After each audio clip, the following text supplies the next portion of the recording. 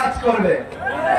এই রাষ্ট্রের সংস্কারের জন্য আমরা যেটা দেখতে পাচ্ছি, অল্প এই কিছুদিনের মধ্যেই শেখ হাসিনার স্বৈর শাসনের পতন হলেও নব্বই দল দখলদার, জনমাজ, লুটপাটকারী, মাস্তান বাহিনীকে আমরা এখন দেখতে পাচ্ছি। মাস্তান বাহিনী, লুটেরা, দখলদার, জনমাজ, এই নব্বই গজিয়াটা মাফিয়াদের বিরুদ্ধে আওয়ামী লীগের মতো ঐক্যবদ্ধ হতে হবে।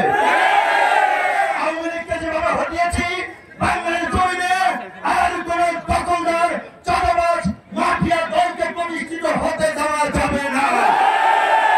কোন দল যেন সংসদে এককভাবে গিয়ে মাতব্বরি করতে না পারে, তাই আমরা সংখ্যানুপাতিক নির্বাচনের দাবি জানাচ্ছি।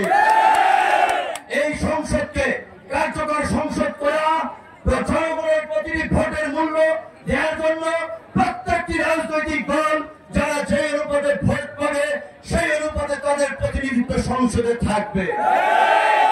একদল এককভাবে ক্ষমতায় গেলে কি হয় সেইটা আমরা গত 50 বছরে দেখেছি। আর কোন দলকে এককভাবে ক্ষমতায় নিয়ে আমরা স্বৈরাচার ফাঁসিবাদী হতে দেব না। গণ অধিকার ট্রাক প্রতীকে নির্বাচিত হয়েছে। বিএনপি সহ 42টি দল আমরা যুগপৎ আন্দোলন করেছি, কিন্তু দুঃখের বিষয় এই ক্ষমতায় যেতে না যেতেই বিএনপি নেতা কর্মীদের চেহারার বদল আমরা দেখতে পাচ্ছি। আওয়ামী ফাঁসিবাদের প্রতিধ্বনি তাদের কর্মকাণ্ড আমরা শুনতে পাচ্ছি। কাজেই পরিষ্কার কথা, বিএনপি যদি এটা উপলব্ধি করে, যারা আন্দোলন করেছে বিগত 1.5 দশক রক্ত দিয়েছে, তাদের নিয়ে জাতীয় সরকার করবে, তাদের মূল্যায়ন করবে, তবেই বিএনপির সাথে জোট হবে, বিএনপির সাথে রাজনৈতিক সমঝোতা হবে। অন্যথায় বিএনপির বাইরে বিকল্প জোট হবে, বিকল্প শক্তিকে নিয়ে এককভাবে নির্বাচন করা হবে। অনেকদিন ধরে বলে আসছি, সেই ঐতিহাসিক শেখ সাহেবের কথার মতো চোরায় নাহি শুনে ধর্মের কাহিনী বারবার বলে আসছি।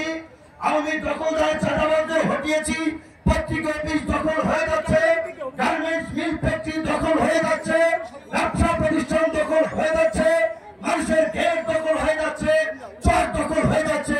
এই দখলদারির জন্য ছাত্র জনতা জীবন দেয় নাই। কিন্তু এই যে চোরায় নারী শুনে ধর্মের কাহিনী, যারা এগুলো করছে তাদের কানে যাচ্ছে না। সরকারকে আমরা অনুরোধ করব, অবৈধ অস্ত্র উদ্ধারের জন্য যেমনি ভাবে যৌথ বাহিনী নামানো হয়েছে, অনতিবিলম্বে এই দখলদার, চাঁদাবাজ, মাফিয়াদের দমন করার জন্য এই যৌথ বাহিনীকে দিয়ে সন্ত্রাস বিরোধী কার্যক্রম পরিচালনা করতে হবে।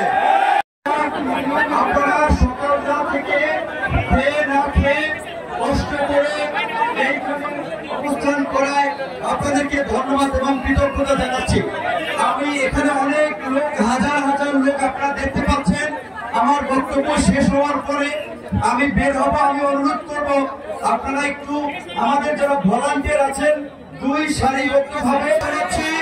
গলাচিপা থেকে আজকের এই সমাবেশে আসার পথে আমখোলা সহ 2 জায়গায় যে আমাদের নেতা কর্মীদেরকে বাধা দেওয়া হয়েছে, আমি অনতিবিলম্বে পটুয়াখালী জেলার পুলিশ সহ প্রশাসনকে অনুরোধ করব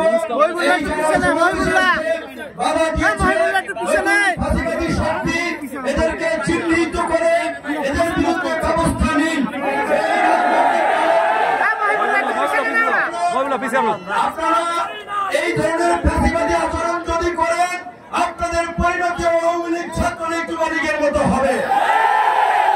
শেখ হাসিনা খুব অহংকার করে বলেছিল, আমি শেখ মুজিবের কন্যা, আমি দেশ ছেড়ে পালাই না,